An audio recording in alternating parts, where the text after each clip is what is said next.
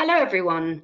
So welcome to today's webinar on decision making in a crisis, collaboration and merger. Great that so many of you could join us, particularly in the middle of a summer break. So thank you for being with us today. Moving on to the next slide. So my name is Josie. I'm Capacity Building Programs Manager here at NCVO, and I'm delighted today to be joined by Philip Kirkpatrick, Partner and Head of Charity and Social Enterprise Department at Bateswells, Erica Crump, in the same department and also a partner at Bateswells, and then finally Alex Scales, Director at the Centre for Charity Effectiveness at Cass Business School.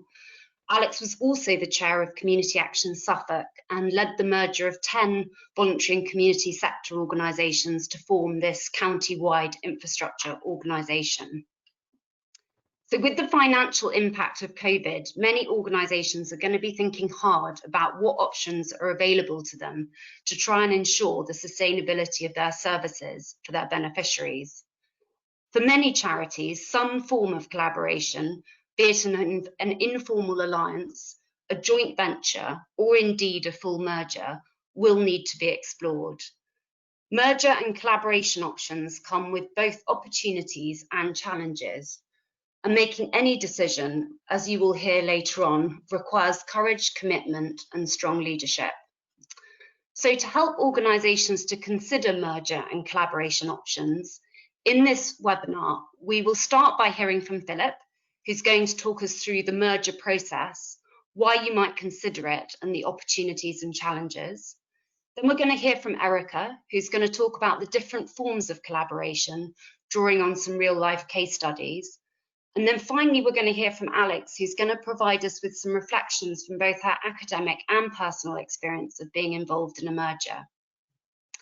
We will have around 20 minutes at the end for questions, so do please feel free to submit your questions as we move through the presentations. A final reminder that we are going to be recording this webinar, and the recording will be sent to you afterwards and will also be available on NCVO Know-How as well as through Bateswells. You hopefully should have received the slides already. So without any further ado, I'm going to hand over to Philip. Well, thanks very much, Josie, and welcome everyone. Thanks so much for joining the webinar. So the start of this, the question I've been set is, when should a charity in crisis consider a merger? And well, really, there's a simple answer to that. And the simple answer is before the crisis. It's generally a bit late by the time the crisis hits to consider a merger, but the theme of the talk is assuming that the crisis has already happened and that it's a bit late to be worrying about it, and you're now thinking about a merger.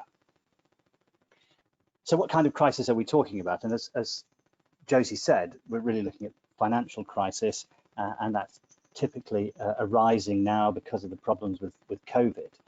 And so what do we really mean by a financial crisis? And I think that is financial circumstances that pose an immediate or imminent threat to the organisation's existence, i.e. it's going to be insolvent, or its ability to operate effectively. So we're not only talking about insolvency.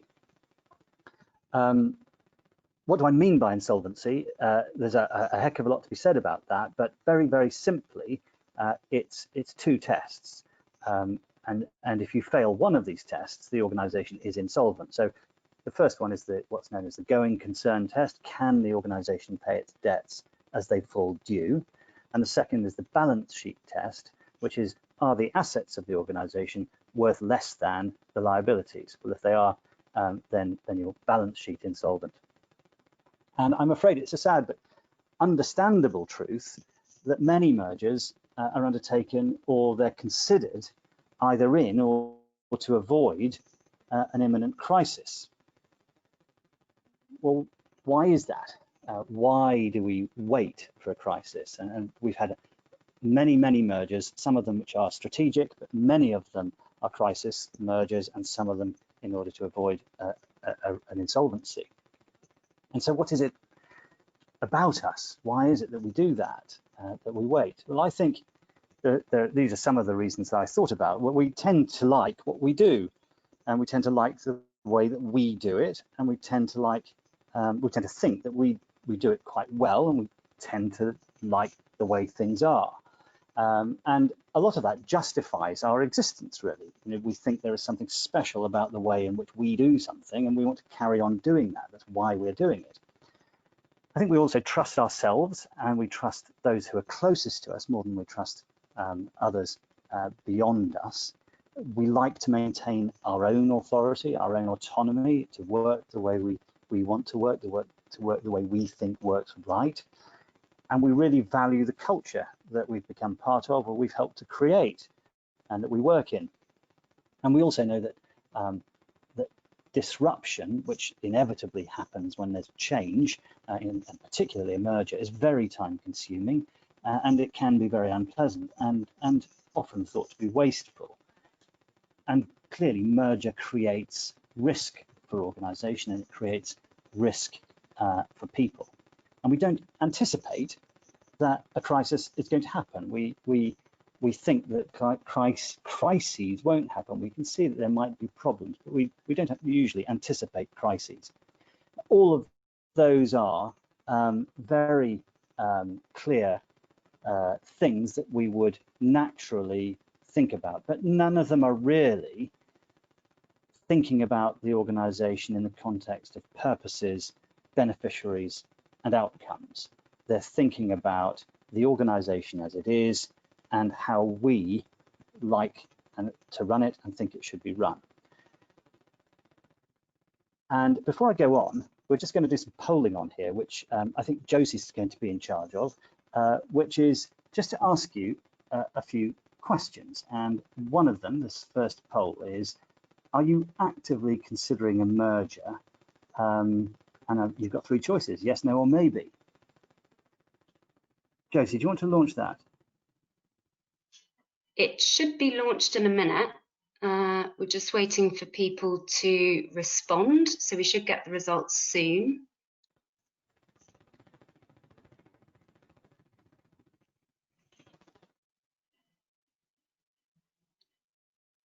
There we go. Can you see the results, Philip, or do you want me to? I can't. Could you just let me know? Yeah, sure. So basically, we have, in terms of the percentage of people who are actively considering a merger, it seems like 44%, so most people on this call are not actively considering a merger. However, 17% are considering a merger, and 39% are in the maybe category. Yeah. Yeah. And that doesn't surprise me. Obviously, you're on this call, on this webinar, because this is a matter of interest to you. But it doesn't surprise me at all that people are thinking about this as a possibility of getting through the next phase. So those are really interesting statistics. I wonder if we ran the poll again. I'm not sure we're going to be able to do so. If we ran the poll again at the end of this webinar, whether we get the same result. Anyhow, I'm going to move on now. To some positive thoughts about merger. So those are the reasons why we don't necessarily anticipate a crisis, and why we're not necessarily always thinking about going into a merger. I thought to myself, well, how would you approach a merger really positively? What are the things you would be asking yourself? And these are some of the thoughts I came up with. So could our combined capabilities of the two organizations, or the three, however many are merging, improve outcomes for our beneficiaries, improve the delivery of our purposes? Could we be better governed? And might we be better governed if we put our heads together? And the same applies to management. Could we get more income to do what we do if we combined our resources? Would we be more secure with our asset base is another question that would be relevant there. What costs could we save? And while it may sound like a negative question rather than a positive one, what will it cost? I mean, it's a question we should always ask. If we're going into this for the benefit, to achieve benefits, are those benefits worth the price? But I also thought of some negative things we might think about, and these are often thought about. So those are, well, what will my role be? Will I actually have a role? How do I protect the team's influence? How do I preserve the culture that I and we have developed and that we work with. Will there be any redundancies? Well, actually, yes. And finally, what will we call it? That's one of the biggest bones of contention in mergers. You wouldn't believe it. And what will the logo look like? Again, all of those things are completely valid and utterly human, but they're not purpose, beneficiary, and outcome-focused thoughts. If we're going into a merger, you want to know really what the stages are. What does, just in very broad outline, what does a merger look like? And as I go through this, which is going to cover a number of slides, you're going to see there are an awful lot of stages, and that's going to have an impact on whether you should be considering this in a crisis. So you've got to find your merger partner. Actually, there isn't at the moment a mechanism for doing that. Not an obvious mechanism. It's, do you know the right people? You're going to enter into some early discussions, and then probably at that point, when you think there's something there, you might have a confidentiality agreement negotiated between the two of you. Fairly standard document, shouldn't take too long. Then you're going to get into deeper discussions about the broad principles. So are your purposes compatible? What will the ultimate structure look like? And there are essentially 4 ways in which you can manage a merger. One is to transfer the assets of charity A to charity B. One is to transfer them from charity B to charity A. Another is to set up a new charity C and transfer assets of A and B to C. And the other isn't really a merger at all, exactly the same way. It's where one organization effectively takes over the other one, which still exists, so that you have a parent subsidiary relationship, a bit like a charity and its trading company. So all those are the 3 or 4 ways we tend to do these. Then you're going to be thinking in your deeper discussions about the principles of the operations. Who's going to do what and how are they going to do it? Once you've got through that stage, you'll probably start drawing up a document which sets some of that or all of that out. These are the heads of terms. You probably get some legal advice again at that point. And once you've set out the terms on which you're proposing to merge, then you'll go into the next deep stage, which is due diligence, and I'll comment more deeply on that in a minute. Then during that phase, you've got a whole load of other things to think about. You've got to think about any regulatory approvals from the Charity Commission or other regulators that apply to you, maybe OSCA, the Office of the Scottish Charity Regulator. You've got to think about potentially consent from funders, consent from important contracting parties that you've got contracts with. You'll have consultation with your employees. And then you move on to the final phase, which is drafting a transfer agreement. And that transfer agreement will deal with a number of things, including passing over the assets from one organization to another, dealing with the liabilities, and those are dealt with by the receiving organization indemnifying the transferring organization in respect of the liabilities. So you hand over the assets and you hand over the liabilities using an indemnity. You might need approval from a membership of your organization. Then you'll have board approval. You may reverse those things. Then there's the completion stage where everyone signs up and you actually effect the transfer. Then you've got notices to give out to loads of people, and then a whole wash-up phase of how you actually get on and manage the thing. It's quite a lot, I would say. Well, I know because we've done it. The due diligence process itself is about these things. It's trying to ascertain what the assets are and what they're worth of the organization principally that's doing the transfer, but the transferor may also want to know more about the transferee to make sure that they're doing the right thing in transferring the assets. What are the business prospects? What liabilities are there and what are they worth? What are the other risks, and are there any other sticking points? And so how much time have you got for this? It can take a long time. The quickest thing is the parent subsidiary arrangement because it doesn't require so much thinking. But you don't have much time if you're an insolvent organization. That means you've got very little bargaining power, and it may be a better thing for a receiving charity, a prospective merger partner, to let your organization fail and just acquire the assets rather than indemnify it in relation to significant liabilities. So it's not a great place to be in. So is a merger for you? If it is, we'll start work on it. Start work now, start thinking about it, start testing out merger partners. Don't wait for a crisis. Begin gathering the kind of data that you may need, the information you'll need to go through a due diligence exercise. And then work for the best outcome with the best partner you can find. You start preparing and start thinking about what makes your organization suitable or attractive.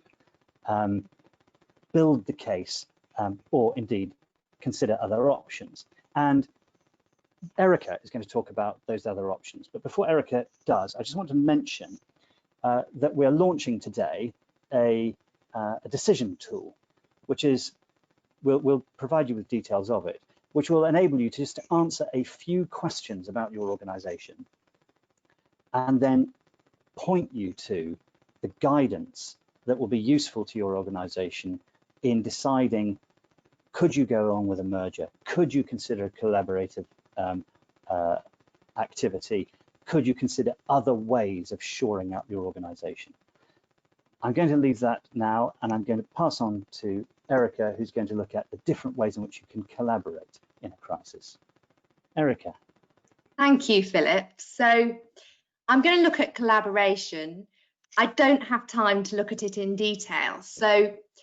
And the reason why we've chosen collaboration is, I think I can say on behalf of many colleagues, we've been really impressed by the way that several organisations have collaborated during the crisis, whether that be to improve their services or change their reach, and to do that in quite a dynamic and speedy way. So I'll be looking today at why organisations collaborate. I'll be doing a sort of whistle-stop tour of some of the ways that you can collaborate, but by no means a complete list, and I don't have time to go into detail. And I want to flavour it with a few case studies that have really sort of struck me in my work over the past 6 months. So why collaborate? Well, there's some obvious reasons to do that, to share the risk, this idea of strength in numbers, and I've really seen that during the crisis. Also reducing costs, increasing the ability to get funding, sharing skills or knowledge, and increasing presence. And I've particularly seen that in the digital arena, where organisations are thinking about new ways to collaborate in the digital arena. Better services or preventing your services from closing down, and answering opportunities from funders or stakeholders. Next slide. So here are some options for collaboration. Now, I'm not going to look at group structure or full merger because Philip's touched on those. I'm going to look at some of these other options. So informal alliance, contractual alliance, joint venture and hiving off.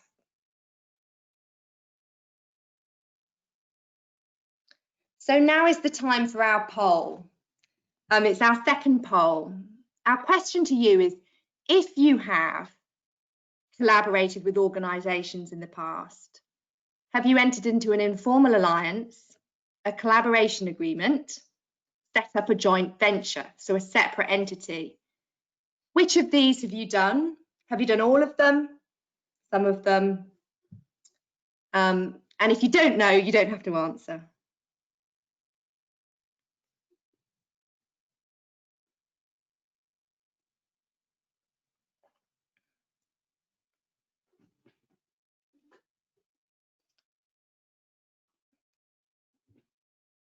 Okay, so I can see the results, and we can see that a lot of organisations have done at least 2 of those things at 32%, and a lot at 31% have done 1. All 3 means that you've also done the full gambit, and I expect that is those of you who've set up a joint venture. So let's go on to the next slide so I can take you through some of those options. So an informal alliance is exactly what it says on the tin. It's an informal coming together of organisations. I've seen quite a lot of this during the crisis, and I've seen it at speed as well, which has been interesting. So why do people do it? Well, it's easy. You don't have to get into legal structures or legal contracts. You can share your knowledge and expertise, and you can increase your reach. There's a real absence of red tape as well with an informal alliance. We're not talking about contracts, we're talking about some sort of commitment to come together, maybe in a loose MOU or some rules, but we're not talking about something that's difficult to form. And a lot of organisations, I think, do this because they might want to network or have a forum for discussion. Of course, the downsides are that nothing's really formalised, and so it's hard to know if decisions need to be taken, who's taking them, who's responsible for what.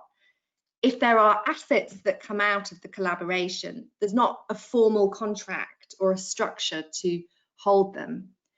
So if we move on to the case study to just give a bit of flavour to that on the next slide. So I wanted to compare this informal alliance in relation to two groups I've been working with recently. So one of them is a group of organisations that came together before the crisis. They've decided to keep together. They don't value formality. They have a loose set of rules, but they believe that that lack of formality allows them to be creative, to make decisions quickly, to form loose groups that can go after funding, and they don't want me to stifle that with a lot of red tape. On the other hand, I have been approached by some organisations who, as a result of the crisis, need to deliver their services in a different way, and they can't do that on their own, so they are forming alliances, and they do want there to be more formality. They're still thinking of it as an alliance, but they want there to be a level of accountability, some voting procedures, and an ability to have a group of people making decisions and for them to be properly accountable. And they think that will allow them to, in this case, operate more effectively digitally and also go after funding.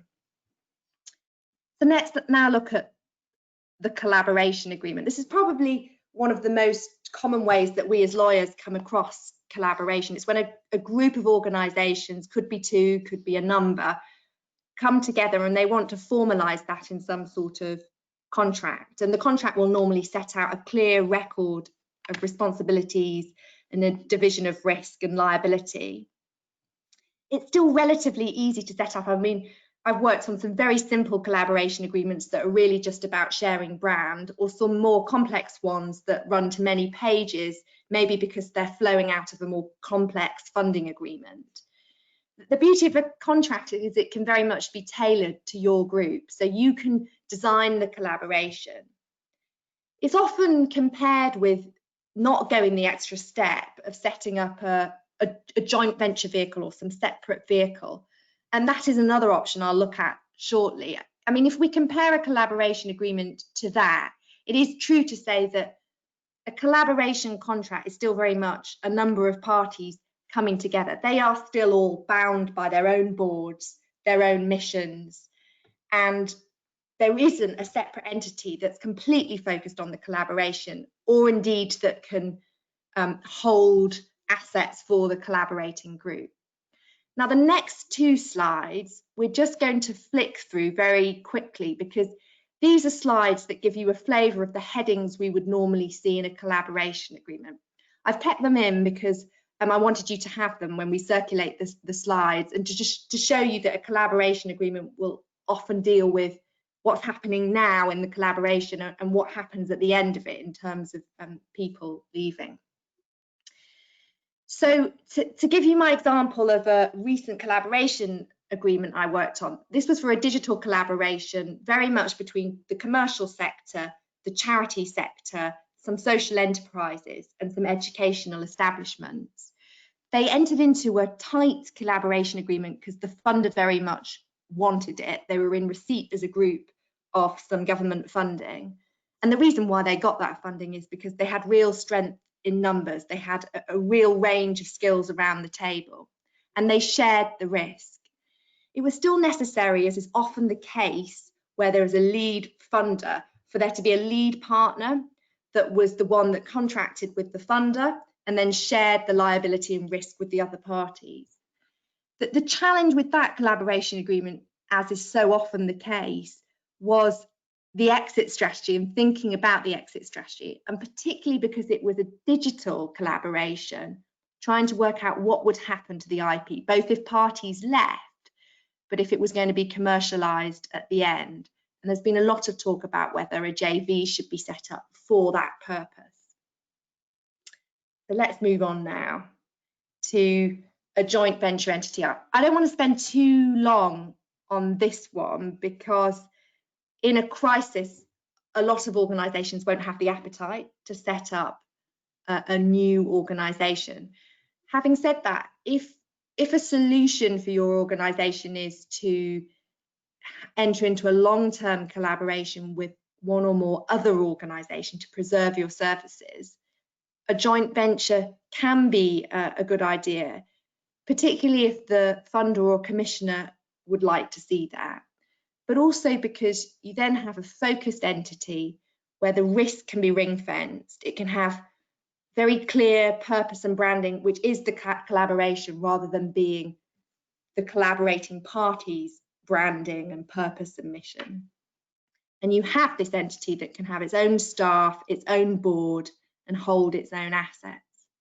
But of course, the downside is you've got to run another separate entity, and there's a level of formality. It can be particularly difficult if one party wants to leave. And in our experience, even where you have a JV, often the collaborating parties do need to take on an element of risk as parent guarantors, and also to give assurances to the other parties they're dealing with, because the JV is often a shell and doesn't have much of a track record. So my final example of collaboration on the next slide is hiving off of activities. I've seen this quite a lot over the past year, and sometimes it's been as a step before the closing down of an organisation or parts of its activities, particularly if they have realised that to continue with them themselves would not really be to deliver the best service. So it's a great idea if you want to continue activities, services, you understand that you can't do it yourselves and you want to, in an orderly manner, pass that on to another organisation. It can obviously cut your own costs. It can create a better service for your service users or your beneficiaries. And it can allow you to refocus on other activity.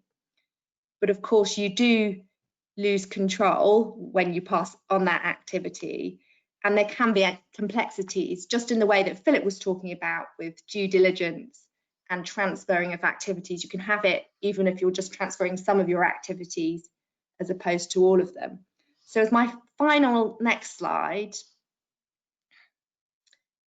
I just wanted to quickly mention a hive out that I recently worked on, which was a slow wind down of a registered charity that had some great assets around education and health, and it decided to transfer those out both to a commercial purchaser, and they needed therefore to get a value of their assets, a valuation, to ensure that they were getting fair market value for that. They did the purchase, and those funds that they got in from that transfer, they then paid out as charitable grants. And they then transferred the other parts of their assets to a recipient charity, which was happy to sort of act as the gatekeeper going forward to ensure that as the transferring charity slowly wound down, it would check that those assets, at least for a period of time, would be used in accordance with the original charity's wishes. And so it was a positive end to a charity that's slowly winding down and allowing it to preserve some of its activities going forward. So that's all I really want to say on collaboration. I know it's been a canter through some different examples. I'm going to pass over to Alex Scales now, who's going to give us some reflections. Thank you, Alex.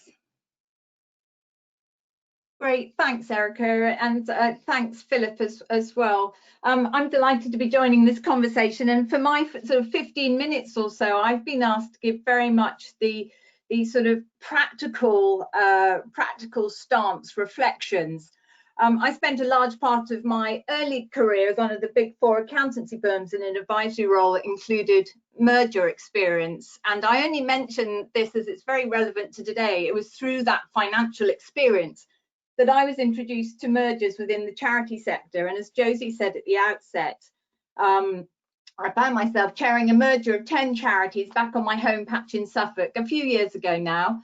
And those 10 range from the very small to the larger county-wide organisations. And I have to say that that experience contributed to a huge amount of additional learning for me. And so I'm bringing that experience, that learning. I also lead our consulting practice at CCE at CAS and teach on the collaborative working and merger module. So I'm constantly hearing from our students and leaders of organisations in terms of where they are, what the challenges they are facing in terms of getting some really good collaborative working relationships that are producing and helping them deliver the purpose that they are really seeking to deliver, along with those who are contemplating merger. So no financial technical input today, but very much around the practicalities and what I've been seeing out in the field through my work. And I think it's right, to start off by saying, I guess there's no, unlike some of the financial or legal or regulatory guidance, there's not going to be a right or a wrong for decision making necessarily. And I think it's always really useful to acknowledge at the outset what is right for one organisation at a particular time won't necessarily be right for another. So there's no real one size fits all. And I think a lot of the time that makes it really difficult. And Philip alluded to a lot of aspects in terms of why perhaps one waits too late to think through these strategic moves, but it's not as easy to do as perhaps it is to say. The first thing I've been hearing over and over again during this crisis is how organisations, boards and management have revisited their purpose, both now and also for the future. And so many questions are being asked, particularly around who are we? What is that unique value that we bring? And I don't just mean it in monetary terms, but what is our unique selling point? This could be a particular service or the way it's delivered, perhaps really bespoke. Equally, it could be a specific geography or location, a knowledge base, intellectual property or specific expertise, perhaps based on lived experience. And I think it's really important to identify that and really understand what is the core of your being. Also, I think at that stage in terms of making decisions in a stress situation, in a crisis, it's really important to know what you're trying to achieve and how you know when you've been successful. So, how are you going to measure that and demonstrate that to any potential partners, be it for merger discussions or for collaborative working? And what are your measures? And they don't just have to be statistical, but it's that sort of stories and narrative and some of the numerical, so you can really evidence this value, as I term it, that you are contributing. And then finally, we've been hearing a lot about, ongoing relevance. How do organisations remain relevant both now and beyond the crisis? And what's the best way to achieve this? And for many organisations, just because they've been in existence for many years doesn't necessarily mean that they can remain relevant to the current crisis and beyond. And within all of this, I think the discussion has to remain firmly focused on what's in the best interest of the cause that you were set up to address versus the organisation's best interests in the short term. And I think this is really easy to say during a crisis. And it's much harder to unpick and do, particularly at a time of stress, but it's that continual focus on purpose, on outcome, on impact, however you term it within your organisation, that's really important. And there's an interesting article in a journal called the Stanford Social Innovation Review. It's not at all academic, so please don't let that put you off. Titled "What's Your End Game?" And I think it's on the resources slide at the end that Josie's prepared. But really, it may stimulate thinking in terms of where the end game is that specific role that a non-profit or charity intends to play in the overall solution to a much bigger social problem or environmental problem. And it kind of sparks a little bit of thinking in terms of what TAC might be best suited to address whatever you are aiming to solve, whatever problem you're aiming to solve. So it's that unrelenting focus on purpose, that sort of meta goal, or what I more colloquially call the glue, that's really going to hold any form of collaborative conversation and partnership activities together, whether you're in crisis or not, but absolutely pertinent and relevant to today's crisis situation. The second area I wanted to touch on was around leadership. And throughout the crisis, we've been hosting forums with charity leaders, their chairs, trustees, where the organisation is large enough to have a more formal structure. And the recurring theme is absolutely around how critical leadership is. And that's kind of blindingly obvious. What's new there, I hear you ask.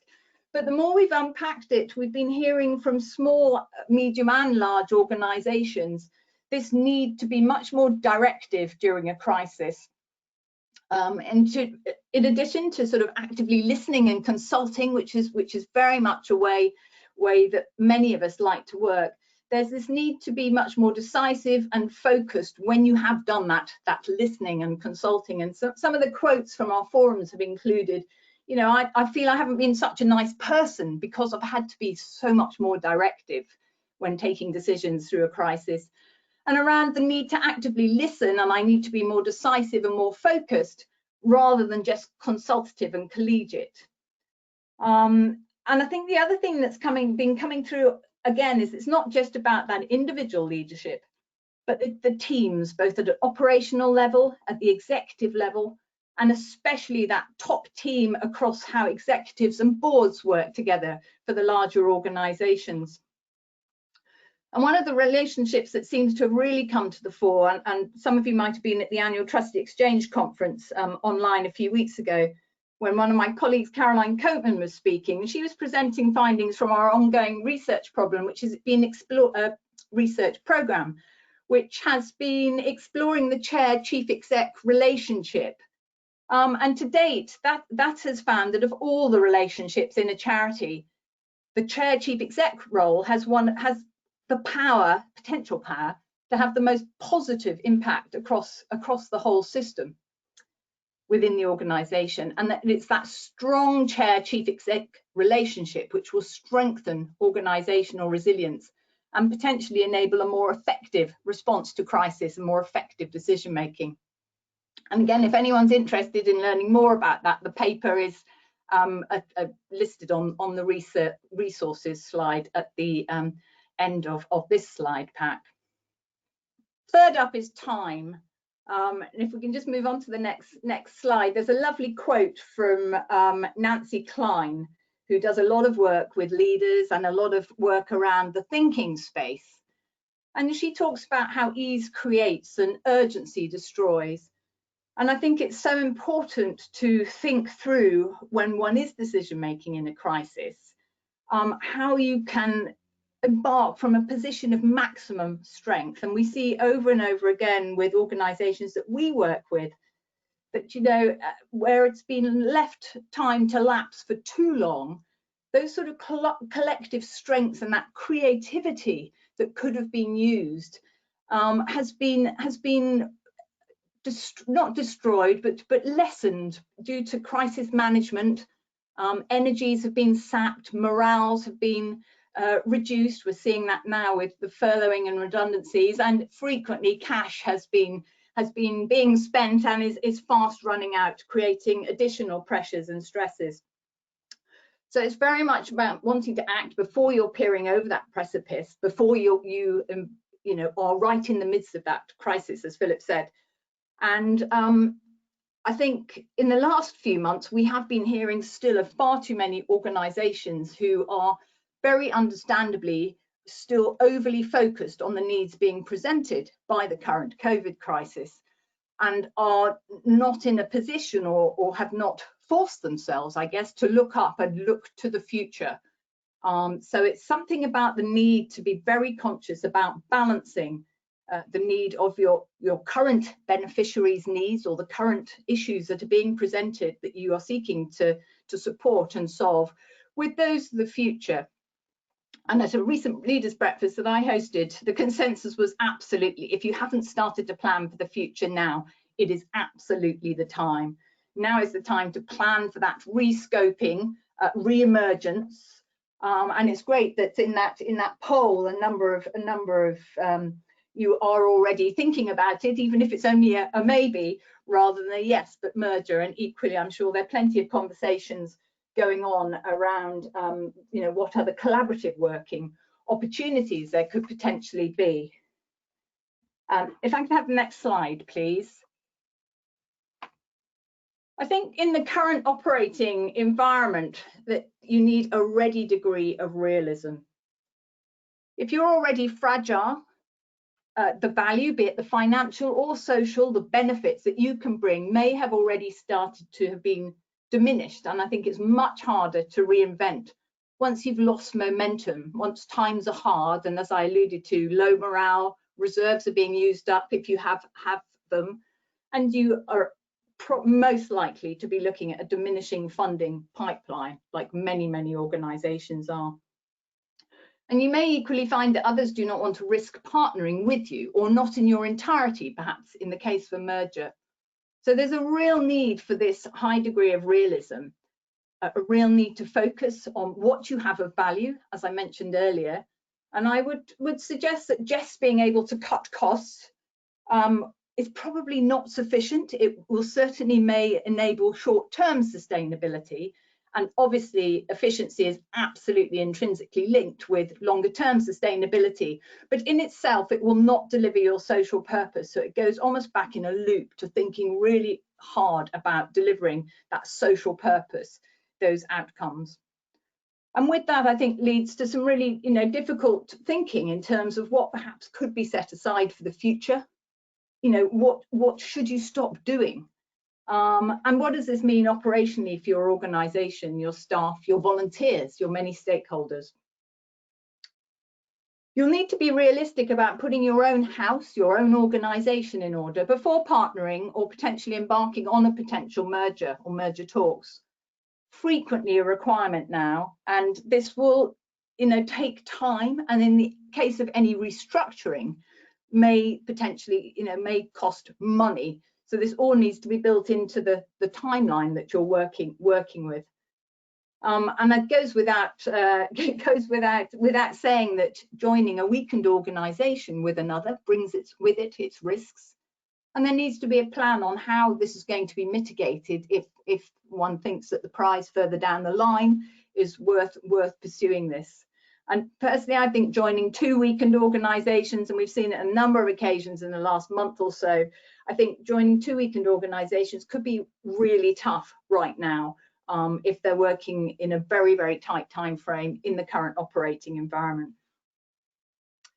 Philip talked about due diligence, and I think it's really important that working in a crisis or taking decisions in a crisis, you don't allow it to give you license to avoid doing your homework or avoid doing your due diligence, and even more so if you're the weaker party and you're really keen to get something off the ground and fast because you can see the time clock ticking. And if we move on to the next slide, I'm always surprised about the number of surprises that still emerge from the back of the cupboard, often only coming to light after a partnership or merger has gone live, and I have seen quite a few. So it's really important to understand your partner, and equally I think it's to take the best decisions. It's really important to know your own organisation too, to know your organisation's stance well, the red lines and the reciprocity that you are seeking. And to create that level playing field of understanding between board and execs. And this, I can't claim credit for this 2x2, but it's out there. Many of you will have seen it before. But it's really important to have that balance between what you think you have to give to any partnership, and in return, what are you going to get, and do those marry? Are they sufficient, and are they really linked to that social purpose that you have identified in terms of why your organisation exists? Equally, it's important to have those discussions around what you're prepared to give up, and whether, again, that is in balance in terms of what you will receive and how you'll be able to meet current and future beneficiary needs. And the last one, the get over, we see this a lot when working with organisations who are just entering into the sort of early stages of collaborative working discussions, perhaps wanting to draw up collaborative working principles. So not going as far as Erica was talking about in terms of the collaborative working contracts, but the initial discussions. And so often these talks and discussions fall over at a relatively early stage because there are some real potential deal breakers, or things where the two parties are never going to agree. But often we find that in terms of allowing these to be aired and discussed, and one party feels that they've been listened to, respected, they're never going to agree, but it's just that sort of hearing and understanding will then allow some of these to be parked to one side, in recognition that there is merit in doing that to achieve something more. So I think it's really useful to have those discussions, as opposed to and to do some active listening if you are on the other side, in terms of hearing and respecting. But equally, you can agree that you're never going to agree on some aspects. But in that way, often then they can become less of a major barrier to moving the conversation forward. So it's really important to do your homework. Obviously, if you're doing decision making in a crisis, you want to avoid entering into that analysis or paralysis mode, where you just think you just need a little bit more information, before you're going to take that decision. So it's that balance between getting the information, being realistic, and being really pragmatic. Asking the difficult questions, this comes through from the initial early conversations and right the way through in terms of drawing up contracts. But we often see that where organisations have had long-standing collaborative or partnership working relationships, but then when they want to upscale this potentially, or make them more formal, or even move it into the merger talk territory, there's almost an embarrassment about having to go back to the starting position and ask some of the difficult questions. It's as if you're almost being rude or disrespectful. But it's really, really important to ask these. And one of the ones, and I know Erica alluded to it as well in terms of exit strategy, but that one right at the top, how do we get out of this? And again, we see frequently in terms of collaborative working, this hasn't been talked about at the outset. And as a consequence, if it's not producing the benefits that, for many, many reasons, that were hoped for and aimed for at the outstart, it can take an inordinate amount of time and potentially money to disentangle and unwind. And it's frequently a big distraction from sort of business as usual and moving forward. So really important, albeit that it feels a bit negative to be talking about that at the outset. I think it's a really important conversation to have. So what other strategies are there? And if we just move on, thank you. The unpalatable one is part or full closure, and that should be or not of. How can we do endings well? And this is something that's beginning to be talked about in the sector press. Many of you will have seen. But how can one do an ending well that leaves on as good a note as possible? It could be from leaving a legacy, perhaps merging a branded program into another organisation, or perhaps if it is a takeover situation, merging your organisation into another as a subsidiary, but keeping some of the branding there sometimes fits. And equally, it could be about an orderly closure with celebrations about how much the organisation and everyone who worked with it and for it have achieved over the organisation or programme's life. And I think it's important not to shy away from asking the question, are there others now better positioned to continue your work? And I think if you truly believe in that purpose, in those outcomes, in that social or environmental impact that you're seeking, I think it is a difficult question that should be posed at regular intervals in sort of the strategy decision-making discussions. I'm grateful to Cassie Robertson from the National Lottery Community Fund, who pointed me towards a Nesta report, quite old, 2012, called The Art of Exit. And that was quite interesting because it was focused on public service cessation. But a lot of what was written in there, I thought, might have some food for thought for our sector in terms of how we can do these endings well, however unpalatable and regrettable potentially they are, but in terms of how one can think through that process if it is considered the best move. And I think throughout the process of any form of collaborative working right the way through and including merger, you know, the old favourites come to the fore time and time again. It's that building trust, it's multi-layered. We know as charities, we have many stakeholders with complex relationships. I think at a time of crisis, one has to take extra care not to sell oneself down the line in terms of the organisation. And also to be really aware that trust takes time to build and to ask, do you really have that time? And I think that's, we've seen, you know, we've seen the pluses and the negatives actually over recent weeks. We've seen fantastic examples of collaborative working, collaboratives that have come together really quickly, really effectively, really efficiently, and are doing some really great work. Equally, we've seen some that have collapsed, really just because those good working relationships, the basis for those working relationships weren't there at the start and would probably take significant time to build and develop, and there just hasn't been that amount of time to date. Communication, communicate constructively, communicate. I think for me, this was the biggest learning from when I did the Community Action Suffolk merger way back. And not just communicating and framing that communication for different stakeholders, different audiences. But what I learned was the importance of checking in with what was actually being heard, what was actually being received. And I think when decision making in a crisis is taking place, that there may be some that hear what they want to.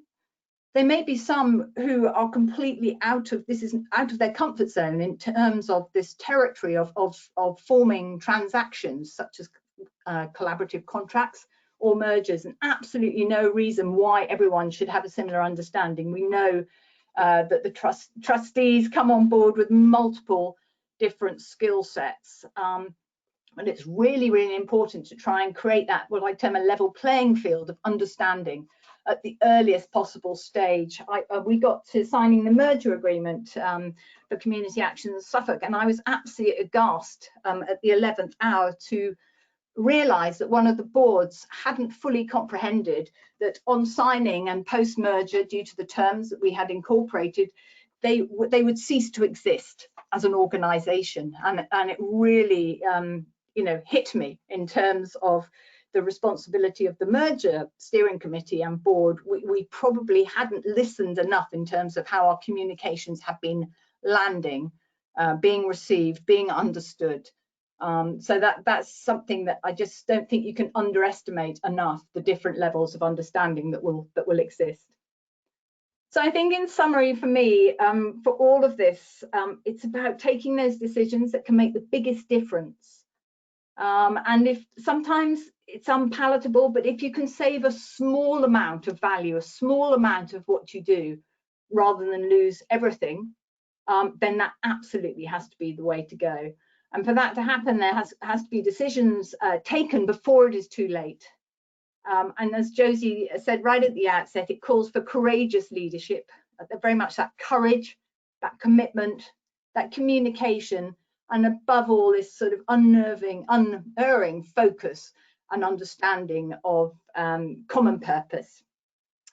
So thank you. I'm going to hand back now to Josie, who's going to chair the Q&A session. Thanks very much. Thank you, Alex. So we've had a few questions in. I have to say we haven't had that many, so do please feel free to submit some more to avoid me having to make up a few, or indeed we don't want to kind of lose the expertise of the panelists that we've got on the webinar today. So to start with, I think the first one, which I think is an interesting one for you, Philip, which is basically, do you think that the Charity Commission ought to play a role in identifying charities that would be more efficient and effective if they merged? I'll start with you, Philip, but if others have a view on this, then do feel free to say so. Philip, do you want to kick off? Josie, you will have to forgive me because I was faffing around stopping sharing the slides, which I've been trying to get through. Can you just repeat that question for me? Yeah, sure. So basically the question is, do you think that the Charity Commission ought to play a role in identifying charities that would be more efficient and effective if they merged? That's a really interesting question. I think that the Charity Commission will tell you no, that that's not its function, and that it's very much become much more a regulator and much less a friend of the sector. It's there to identify good practice and make sure that people comply with the law and implement good practice.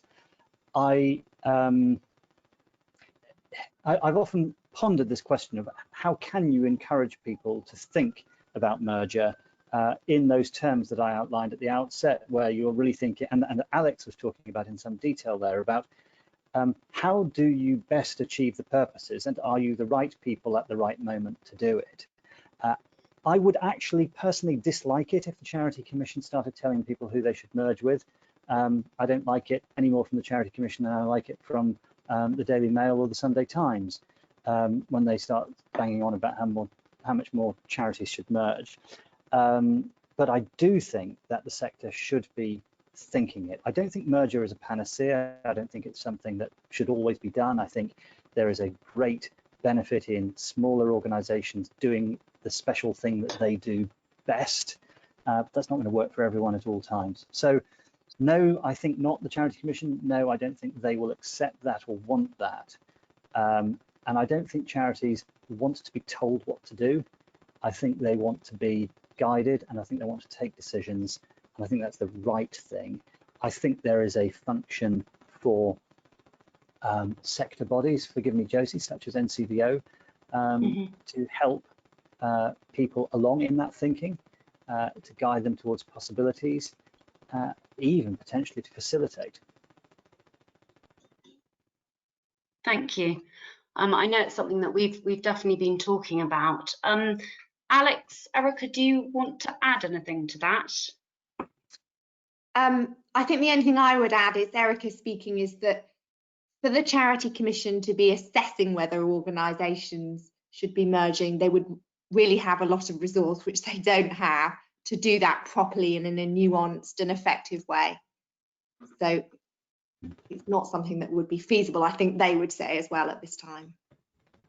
Yeah, and I absolutely agree with what both of you said today. But I would love to see boards just asking that question almost as a standing agenda item, perhaps on an annual basis, on a 2-yearly basis. You know, could you be achieving more through more formal collaborative working, or equally through merging with someone else, and rather than just answering it as a straight no. You know, just exploring, taking time to explore and revisit at regular intervals. But I don't see a role for the Charity Commission for all the reasons that others have already cited. Great, thanks. Okay, so moving on, we've had quite a specific question about costs of merger and collaboration, and how one might think about this. We actually get a lot of inquiries, or not a lot, but quite a few inquiries in relation to this. I'm going to read out what this individual has put down.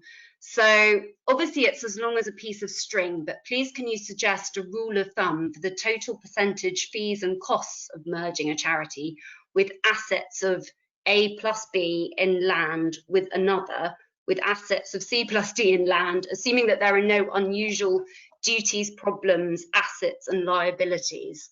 I think some kind of just broad suggestions around costs and how you might approach this would be helpful. Alex, do you want to speak first, maybe a bit from your experience? I don't know whether you had to go through some of that thinking in your experience. Well, wow, it's absolutely how long is a piece of string. would say, I mean, in the example for Community Action Suffolk, we were fortunate. It wasn't decision making in a crisis. It was in response to Transforming Local Infrastructure Fund. So there was government funding, a sort of last chance saloon to see what one could do to make organisations operate more effectively, merger being one of the options. And I think all I would say is that we tried to be as pragmatic as possible. We had great support from Bateswell, a bit of a shout out for Bateswell, but I have to say both the lawyers and the accountants who did the financial due diligence were really supportive and helpful in terms of taking a very pragmatic approach. So, for example, some of the financial due diligence, it was done across the board with the agreement of all 10 boards, but we used the same advisors, as opposed to each individual board going out to seek their own lawyers, their own accountants, etc., to do individual due diligence exercises. So I think it's really worth having those discussions with the advisors, and equally for some organizations they are able to seek pro bono support. I think at times it can be a double-edged sword in terms of, you know, it might be somewhat of an unknown quantity. It might not meet your timescales, because obviously being offered on a pro bono basis, the advisor might have their own business demands that they have to meet as well. But I think there are certainly options. But I think one can't get away that typically it is going to incur some costs, and often organisations then look at payback, how long it's going to take to reap the benefits of any merger, particularly to recoup the costs that was incurred, and they look at that as one of the success measures. Yeah, Alex, I think that last, I mean, all of those points are excellent. I think that last point is really important. It's easy to look at anything that costs in terms of the current state of the organisation, and it's a very valid way of approaching it. But you do need to think about the long term and what your what the overall cost will be, and of course the cost of not doing it might be significant. I would just say a couple of things. Yes, the string can be extremely long, unfortunately. I have heard of mergers. I mean, I've never done one. Actually, I'm not going to give you the most expensive one I've done or the most expensive one I've heard of, but they are a lot of money. They don't usually turn into a lot of money. Well, it depends what you mean by a lot. But you're probably not, for a relatively simple merger, you're probably not going to get much change for legal fees alone out of £20,000 very often. It can be done for less, but it very often isn't, and it sometimes is much more. I think, in my experience, these things are cheaper and more quickly done, and speed does, you know, effective speed, not crisis speed, does make prices lower because just, you know, time just gets added and people have to rethink things and so on when things take forever. So I think things that have made mergers work well and be cheaper have often been experienced leaders who are decisive.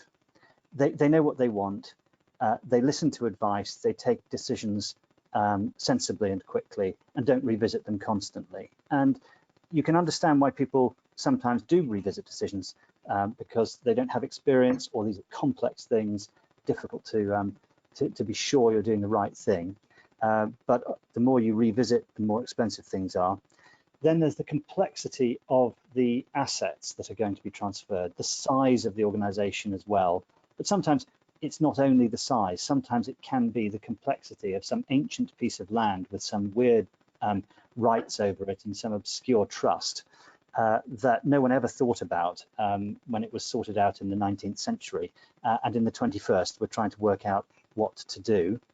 Then there can be the complexity of the regulatory framework.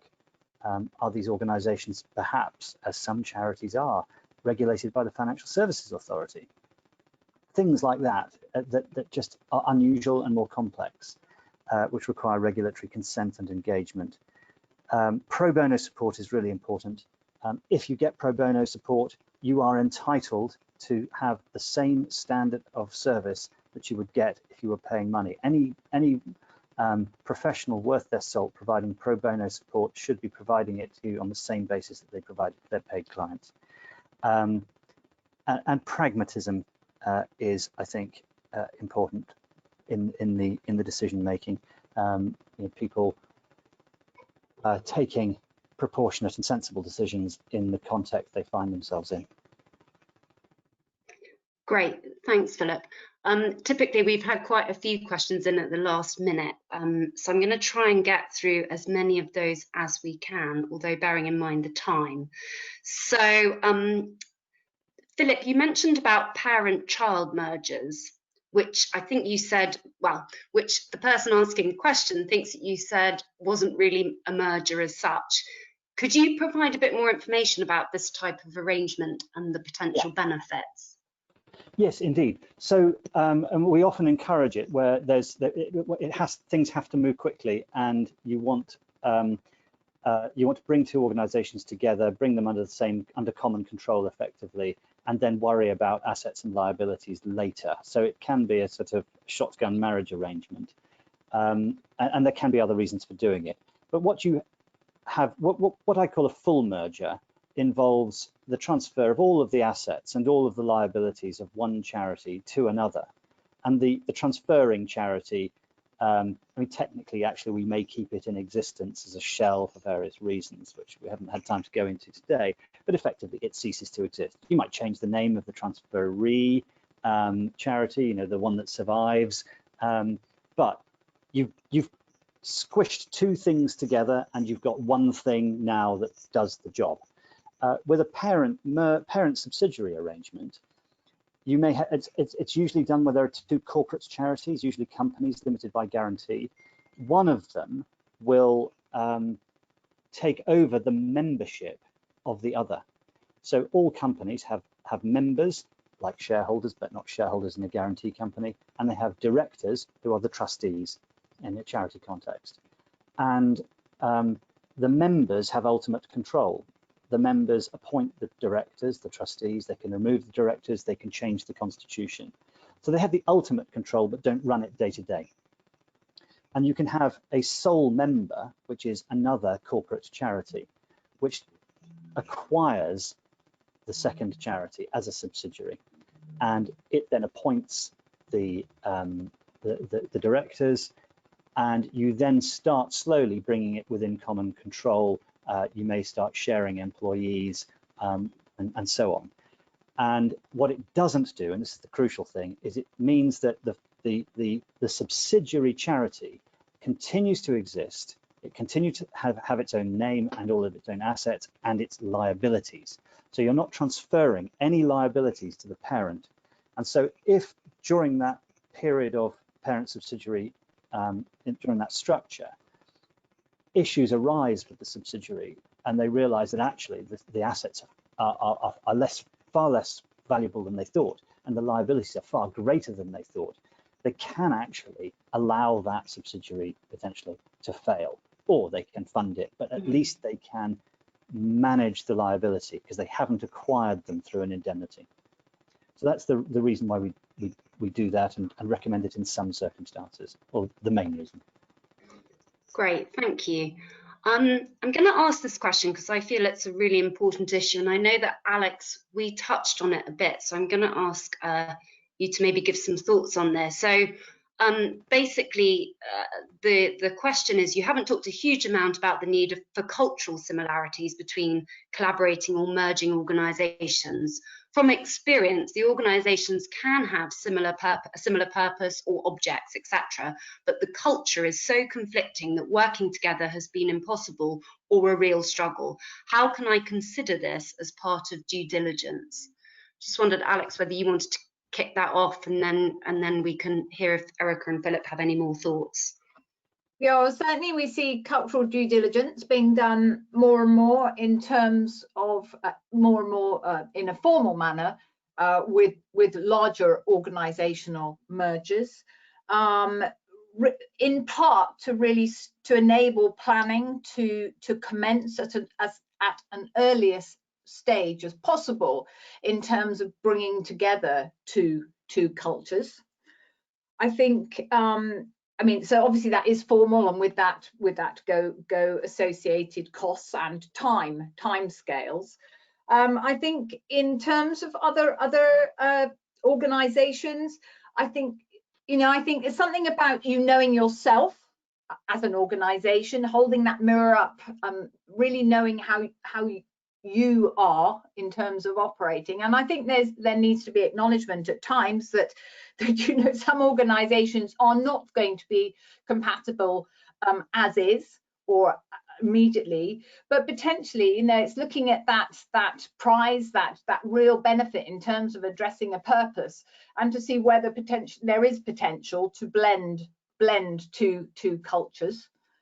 But I'm not pretending it's easy, and you know, frequently several years down the line you will still hear organisations or those who were from a legacy organisation still associating themselves with the legacy organisation rather than the new organisation. So it's a really difficult area, but I think, like everything, it's something in terms of, you know, it needs to go into that negotiating pot when you're thinking through the decision making, and to see whether actually is it a real, you know, is it a real deal breaker, a real blocker, or potentially is it being used perhaps to mask some other unwillingness to proceed with a merger, you know, and with a bit of effort and can-do attitude, potentially it could be overcome.